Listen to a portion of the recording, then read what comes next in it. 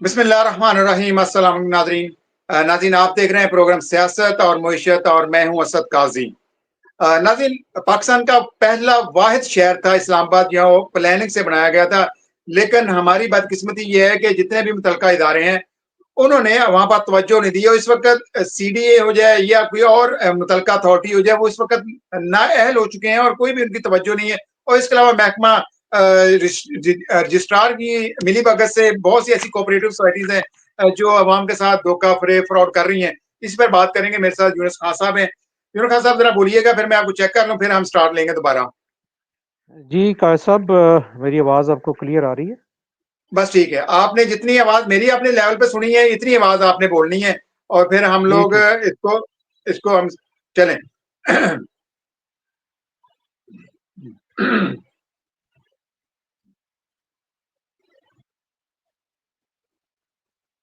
जी कायर साहब, मैं तारुफ करा दूं।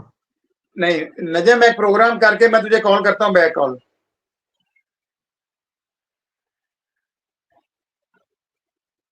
चलिए, मैं स्टार लेना हूँ, इसी तरह इंट्रो का स्टार लूंगा, फिर आपसे पूछूंगा। ठीक है। बिस्मिल्लाहिर्रहमानिर्रहीम। अस्सलाम वालेकुम नाज़रीन। नाज़रीन, आप देख रहे हैं प्रोग्राम सियासत और मईशत और मैं हूं असद काजी। नाज़रीन, इस्लामाबाद पाकिस्तान का वाहिद शहर था जो प्लानिंग से बनाया गया था। लेकिन अब हम देख रहे हैं कि सीडीए और महकमा रजिस्ट्रार की नाअहली की वजह से गैर कानूनी हाउस सोसाइटी की भरमार है। और इसके अलावा जो कोऑपरेटिव हाउस सोसाइटीज हैं वो भी लिए के बाई लाज पर नहीं चल रही। आज जो हम मसला डिस्कस कर रहे हैं वो समा गार्डन का है। ये भी एक सिविलियन कोऑपरेटिव हाउस सोसाइटीज है जिसके खिलाफ रिहायशी सरापा एहतजाज है। मेरे साथ इस वक्त यूनुस खान राजा साहब हैं। ये समा गार्डन के रिहायशी हैं और इनका एतराज ये है कि जो इस वक्त समा गार्डन की इंतजामिया है वो आवाम के मसाइल हल करने में नाकाम है। और इसके अलावा जो वहां पर तामीरात हो रही हैं वो गैर कानूनी हो रही हैं। इसके अलावा रेजिडेंशियल प्लॉट्स को कमर्शियल प्लॉट बनाकर फरोख्त किया जा रहा है। और इसके अलावा और भी बहुत से मसाइल हैं। वो मसाइल हम राजा साहब की जबानी सुनते हैं। राजा साहब, आपको प्रोग्राम में वेलकम करता हूँ।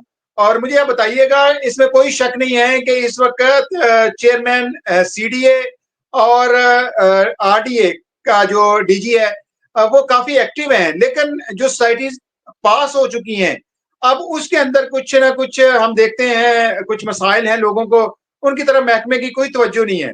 अब जब आपकी वहां पर इंतजामिया बैठ जाती है तो वो मसाइल अंदरूनी तौर पर हल करते हैं। तो आपकी जो इंतजामिया है वो आपके मसाइल हल करने में क्यों नाकाम है? कायर साहब, ऐसे लगता है कि हमारी जो निगरान अथॉरिटीज़ होती हैं ना, जैसे कोऑपरेटिव सोसाइटीज़ में रजिस्ट्रार्स हैं, और ये सारे, और सीडीए, ये और स्वां गार्डन की इंतजामिया, ये मिल के वारदात करते हैं और सारे एक दूसरे के साथ पूरा तावन करते हैं। मैनेजिंग कमेटी जब इलेक्ट होती है तो वो इसलिए होती है कि वो सोसाइटी के मसाइल हल करे। लेकिन यूं लगता है कि ये लोग इसलिए इलेक्ट हो के आए कि हमारे लिए मसाइल पैदा करें। अब मसाइल जो इन्होंने पैदा किए वो ये था कि हमें इस वक्त सबसे बड़ा इशू जो जून जुलाई में हम लोग सड़कों पर भी आए, पानी जो है उसकी इतनी शदीद कमी हुई, इन्होंने उसे पेश की, कोई उसकी प्लानिंग नहीं की। जो पानी हमें तीसरे दिन मिलता था वो 13वें दिन पे चला गया।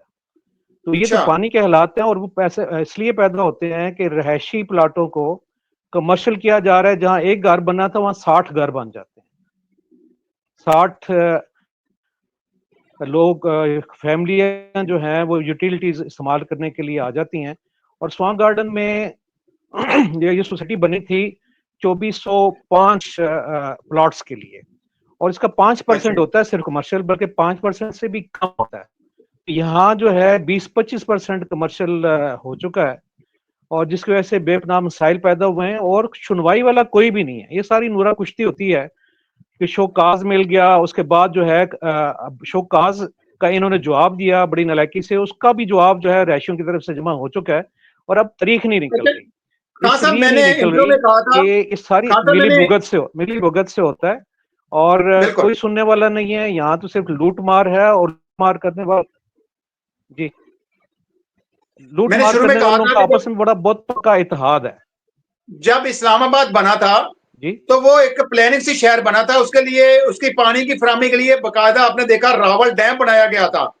अब हमने देखा अयूब खान के बाद इस शहर के ऊपर कोई तवज्जो नहीं दी गई, बेहंगम बेतरतीब आबादी बढ़ती गई। अब जो कमिश्नर रावलपिंडी हैं या इस्लामाबाद कह लें आप, और सीडीए के चेयरमैन भी हैं मोहम्मद अली रंधावा साहब, अब उनकी आप कारकर्दगी कैसे देखते हैं? अगर वो चाहें तो इस शहर को थोड़ा सा प्लान कर सकते हैं और जो गैर कानूनी सोसाइटीज बन चुकी हैं उनके खिलाफ भी कार्रवाई कर सकते हैं। मसला सिर्फ जो आपने कहा है ना, अगर चाहें तो, मसला हम्म। ये है कि वो कैसे चाहें, उसको ये करने के लिए कौन मजबूर करे।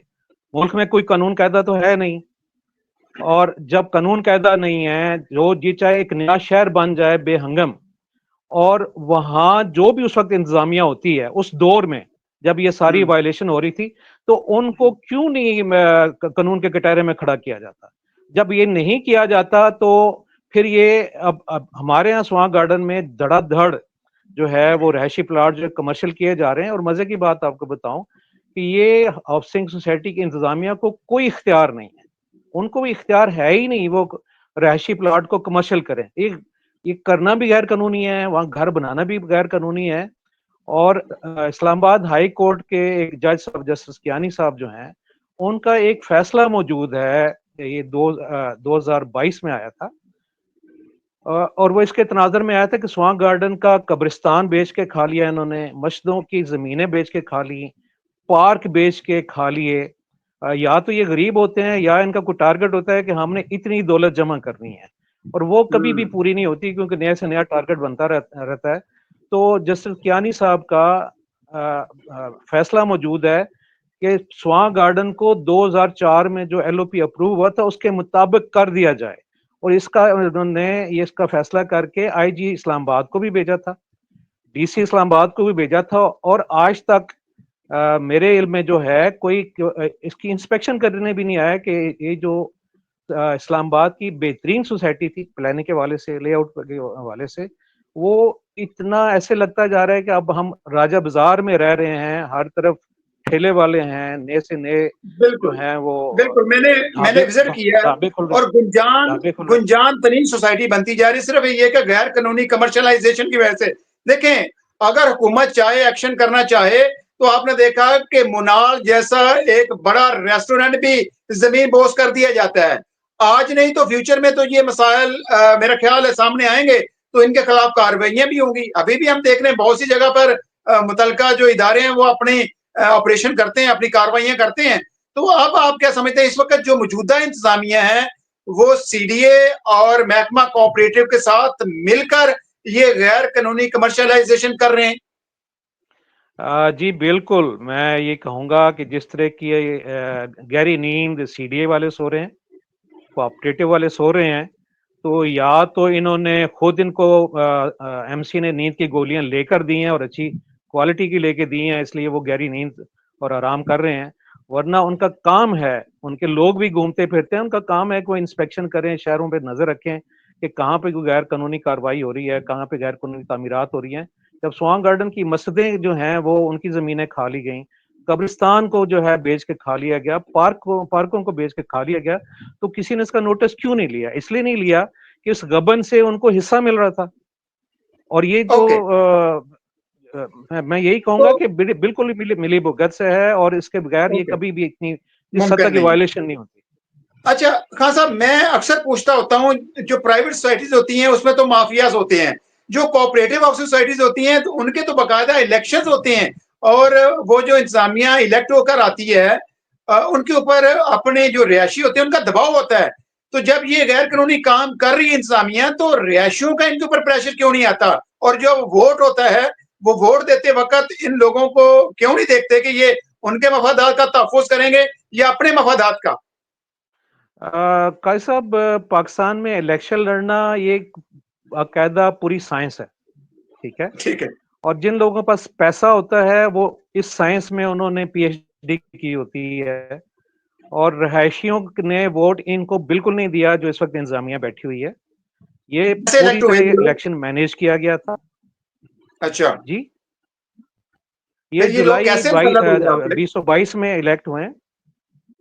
ओके,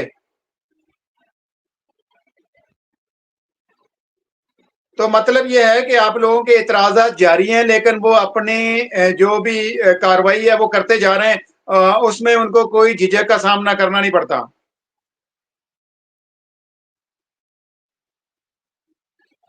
चलें, भाई साहब आवाज मैं क्योंकि चाहूंगा, डिस्टॉर्टेड आ रही है, तो मैं नहीं समझ सका। चलें कोई नहीं, खान साहब मैं चाहूंगा कि मेरे साथ कमर भट्टी साहब है, उन्होंने भी ज्वाइन किया, तो उनको भी साथ शामिल करते हैं हम लोग।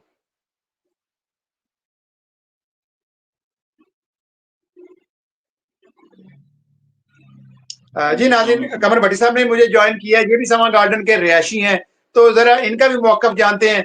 कमर भट्टी साहब क्या कहते हैं, इस वक्त जो इंतजामिया काबिज़ है बकौल आपके कि वो इलेक्ट होकर नहीं आई बाकायदा तौर पर, तो वहां पर इनके ऊपर कोई निगरानी नहीं है, रिहायशी अपना एहतजाज रिकॉर्ड करवाते हैं, तो उसके ऊपर वो क्या एक्शन लेते हैं?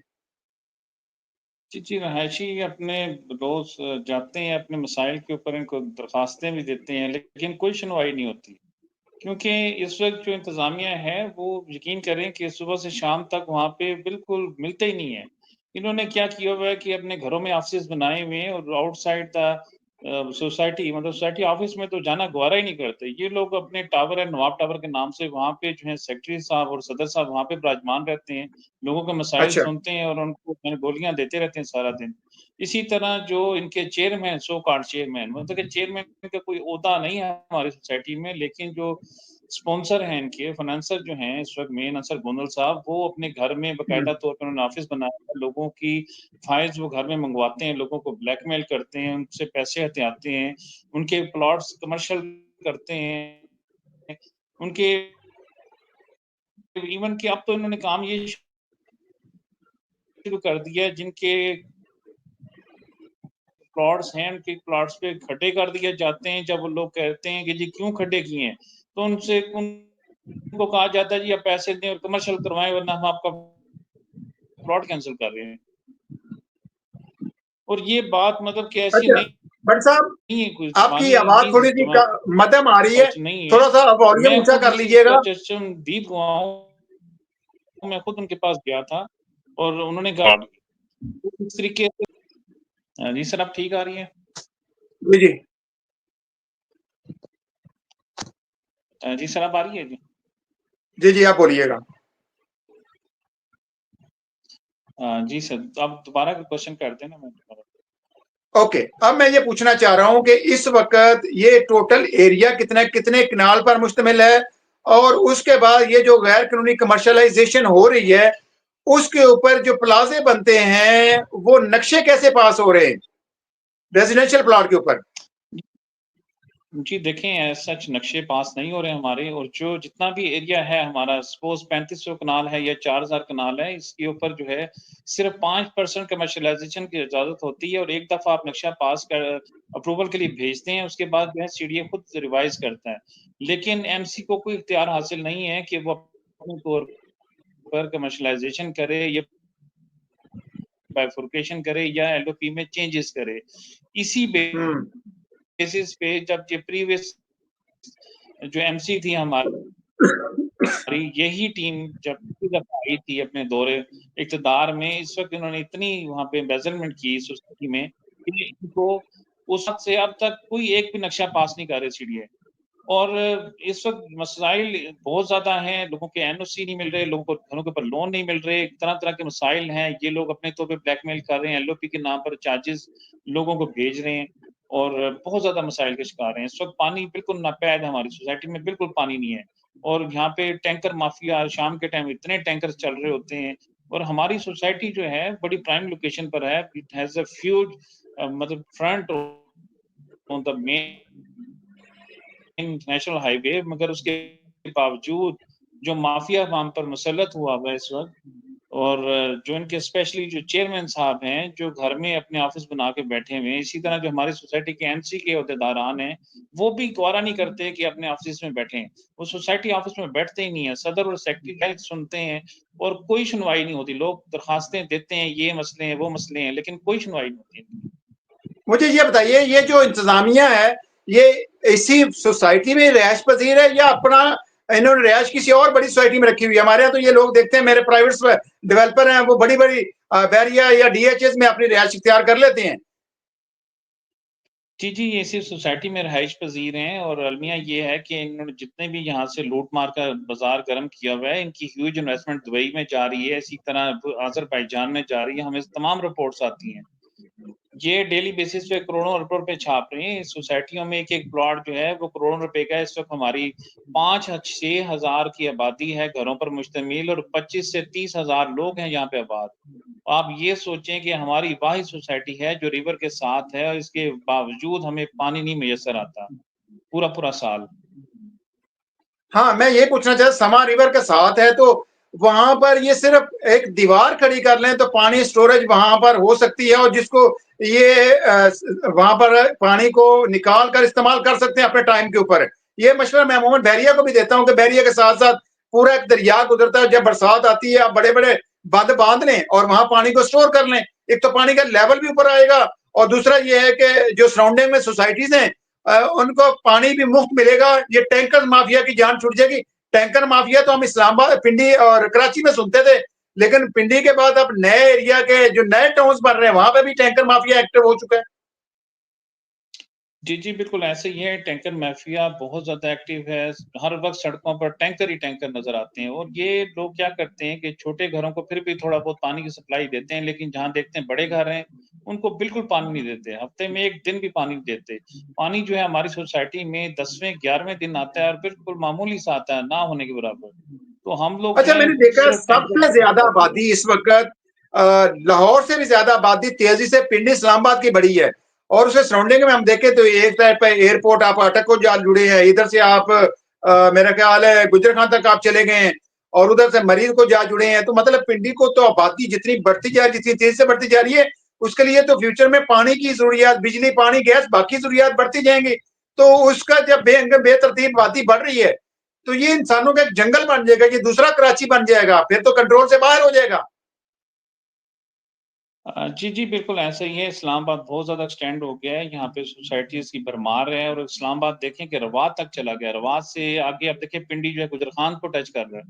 तो इसी तरह जितनी भी सोसाइटीज़ हैं क्योंकि इसमें पैसा इन्वॉल्व है और ये सिर्फ़ पैसा ये नहीं है कि मतलब कि इसके अंदर बहुत बड़े-बड़े माफ़ियाज़ हैं और बड़े ह्यूज लेवल पर एम्बेज़लमेंट हो रही है, मासूम शहरियों का खून चूसा जा रहा है। इस वक़्त बड़े-बड़े जो प्रोजेक्ट्स हैं, वो इस वक़्त जो हैं इन्होंने मतलब कि लाखों के हिसाब से फाइल्स फ़रोख्त की हुई हैं और लोगों को 10-10 साल तक वहाँ पे कब्ज़ा नहीं मिलता, लोग पैसे भरते रहते हैं, कैंसलेशन करते हैं, बहुत-बहुत ज़ुल्म हो रहा है हमारी इस इस्लामाबाद पिंडी में ख़ासकर, सोसाइटियों के ओके, नाम पर। आप मुझे बताइएगा जो शो कॉज नोटिस पहुंचाया गया था इनको, उसके ऊपर इन्होंने सीडीओ को क्या जवाब दिया है?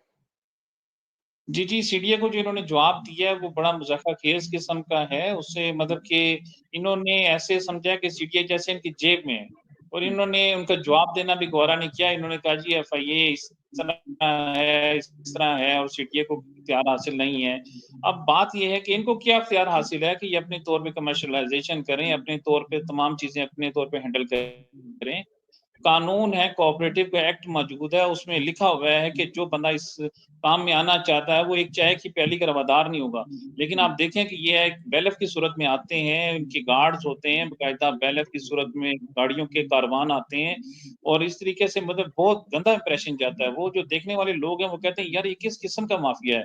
और जो लोग इनके पास किसी मसले के लिए जाते हैं, कोई दरख़्वास्त देते हैं, उनकी कोई सुनवाई नहीं होती। डेलिबरेटली मतलब उनको ऐसे उतारा जाता है वहाँ से। चलें, आखिर में मुझे बताइएगा, अब आपके मुतालबात क्या हैं और इस वक्त इनके पास कितने फंड्स हैं, और ये तरक्याती काम की तरफ तवज्जो क्यों नहीं देते? हालांकि ये कह रहे हैं ये कारपेट रोड बना रहे हैं, ये हम ट्यूबवेल लगा रहे हैं, और जेर जमीन पानी किस लेवल पर है और उसको निकालने में कितना अरसा लगता है वहां पर? देखें जी, पानी का जहाँ तक पानी का ताल्लुक है, पानी इनके पास वाफ़र मिक़दार में मौजूद है और सिर्फ़ 2 दिन का टाइम लगता है, किसी भी जगह बोर करना चाहें, 2 दिन का टाइम लगता है। अच्छा, लेकिन पानी नहीं निकालते ना। अब आखिर में मुझे अपनी बताएं कि इराद तो इनके नहीं, पास अपनी फंड कितने हैं, तरक्की कर रहे हैं, मेंटेनेंस की मद में क्या वसूल करते हैं? अपनी जेबें भर रहे आपकी हैं। आवाज कट गई थी। ये अब जितनी भी इन्वेस्टमेंट है दुबई और अज़रबैजान